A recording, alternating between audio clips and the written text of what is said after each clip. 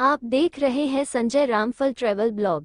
आज हम बात करने जा रहे हैं वाराणसी के इतिहास के बारे में। पौराणिक कथाओं के अनुसार वाराणसी को वनारस और काशी भी कहते हैं। ये गंगा नदी के तट पर भारत के उत्तर प्रदेश राज्य में बसा एक शहर है। वाराणसी के लिए कुछ train Kashi Vishwanath express, Shiv Ganga, Marudhar express आदि ट्रेन बनारस के लिए आती है। बनारस पर्यटक के लिए आकर्षण का एक केंद्र है। यहाँ अनेक धार्मिक, ऐतिहासिक और सुंदर दर्शनीय स्थल हैं, जिन्हें देखने के लिए देश के ही नहीं संसार भर से पर्यटक आते हैं और इस नगरी की तथा यहाँ की नगरी की खूब प्रशंसा करते हैं। हजारों वर्ष पूर्व कुछ नाटेकद के सांवले लोगों ने इस नगर की नींव डाली थी। तभी यहाँ कपड़े और चांदी का व्यापार शुरू हुआ। कुछ समय उपरांत पश्चिम से आए ऊंचे कद के गोरे लोग उनसे इनकी नगरी छीन ली थी। ये बड़े लड़ाकू थे, इनके घर द्वार न थे, न ही अच्छा संपत्ति थी। ये अपने को श्रेष्ठ कहते थे। आज काशी का पूरा इतिहास जानने को मिलेगा, जो आज से पहले आपने कभी नहीं सुना होगा। आर्यों की अपनी जातियां थी, अपनी कुल घराने थी। उनका एक राजघराना तब काशी में भी आजमा। काशी के पास अयोध्या में उनका राजकुल वसा। उसी कुल के राजा महाकौशल ने अपनी बेटी कौशल देवी का मगध के राजा बिम्सार से विवाह कर दहेज के रूप में काशी की वार्षिक आमदनी 1 लाख मुद्रा प्रति वर्ष देनी शुरू कर दिया और इस प्रकार काशी मगध के नियंत्रण में पहुंच गई। राज के लोग ने मगध के राजा भीमसार के बेटे आजाद शत्रु ने अपने पिता को मारकर गद्दी छीन ली। तब विधवा बहन कौशल देवी के दुहक से उसके भाई ने काशी की आमदनी आजाद शत्रु को देना बंद कर दिया।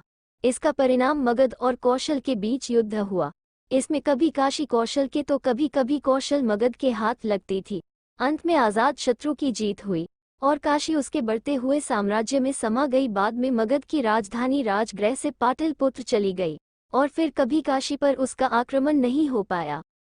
काशी बनारस का प्राचीन इतिहास। आर्यों के आने के पहले वाराणसी व इसके आसपास आदिवासियों का निवास रहता था। महाभारत में पहली बार वाराणसी का एक तीर्थ के रूप में उल्लेख किया गया। ईसा की 3री सदी के आगे वाराणसी का धार्मिक महत्व तेजी से बढ़ता गया। काशी को शिवपुरी कहा जाता है। पहले काशी के कई राजा थे, फिर धनुवंती के पुत्र देवदास थे। देवदास के बाद वाराणसी का कई बार विध्वंस हुआ और इसे कई बार बसाया गया। अलरिक में बनारसी फिर से वापस आया। अलरिक देवदास का पुत्र था। जैन धर्म के तीसरे तीर्थाकार प्रसवनाथ का जन्म यही वाराणसी में हुआ था। धर्म के मामले में काशी हिंदुओं की राजधानी रहती है। काशी विश्वनाथ मंदिर बहुत छोटा था। 18वीं शताब्दी में इंदौर की रानी अहिल्या बाई होलकर ने इसे भव्य रूप प्रदान किया। पंजाब के शासक राजा रंजीत ने 1835 ईस्वी में इस मंदिर के शिखर को सोने का बनवाया था। इस कारण इस मंदिर का अन्य नाम गोल्डन टेम्पल भी पड़ा। कुतुबुद्दीन ऐबक ने सर्वप्रथम इस मंदिर को 1194 ईस्वी में ध्वस्त किया था। यह मंदिर कई बार ध्वस्त किया गया। वर्तमान में जो मंदिर है उसका निर्माण चौथी बार हुआ। काशी को महाशमशान के नाम से भी जाना जाता है। इसे पृथ्वी का सबसे बड़ी शमशान भूमि माना जाता है। यहाँ पर मणिकर्णिका और हरिश्चंद्र घाट को सबसे पवित्र माना जाता है। वाराणसी कला, हस्तशिल्प और नृत्य कला का केंद्र है। वाराणसी में रेल इंजन का भी निर्माण होता है। पुराणों के अनुसार राजा काशने नाम पर ही काशी बसी है। बनारस का नाम वाराणसी कब पड़ा? उत्तर प्रदेश का एक सुंदर शहर है जो मंदिरों और घाटों की नगरी के नाम से प्रसिद्ध है। बनारस को सिटी ऑफ टेम्पल के नाम से जाना जाता है। बनारस भारत की एक प्रसिद्ध तीर्थ स्थल है। यहाँ पर देश विदेश से आए हुए लोगों का जमावड़ा हमेशा लगा रहता है। भारतीय साग सब्जी संस्थान भी बनारस में है और भारतीय कला भवन भी यहीं पर है। वाराणसी में फिल्मों की शूटिंग भी होती है। बनारस की गंगा नदी घाटों के लिए प्रसिद्ध है, जो कि बहुत ही प्राचीन स्थल है। जैसे 80 घाट आदि अधिक प्रचलित है, जहाँ पर हजारों की संख्या में लोग गंगा स्नान करके अपने पापों को धोते हैं। यहाँ पर नौक विहार का भी प्रबंध किया गया है, जिसका आनंद सैलानी उठाते हैं। बहुत बड़ी प्रतिमा है, जिसकी पूजा अर्चना के लिए अधिक मात्रा में विदेशी सैलानी आते हैं। मंदिर के पास में ही कई बड़े बड़े स्तूप भी है और सुंदर पार्क भी है। वहाँ का स्थान बहुत ही सुंदर ही खूबसूरत है। यहाँ आकर मन अति प्रसन्न हो उठता है। टेम्पल मंदिर। सारनाथ में एक सुंदर टेम्पल मंदिर भी है, जहां अधिक मात्रा में लोग आते हैं, जो कि बहुत प्रसिद्ध मंदिर है। सारनाथ में भगवान बुद्ध का जन्म दिवस भी मनाया जाता है, जो कि यह उत्सव के रूप में कई दिनों का चलता है और पूरे मंदिर को प्रकाश से सजाया जाता है, जैसे दीपावली का त्योहार लोग मनाते हैं। ठीक उसी प्रकार से विदेशी श्रीलंकाई भगवान बुद्ध का जन्मदिवस भी मनाते हैं, उनकी पूजा अर्चना करते हैं।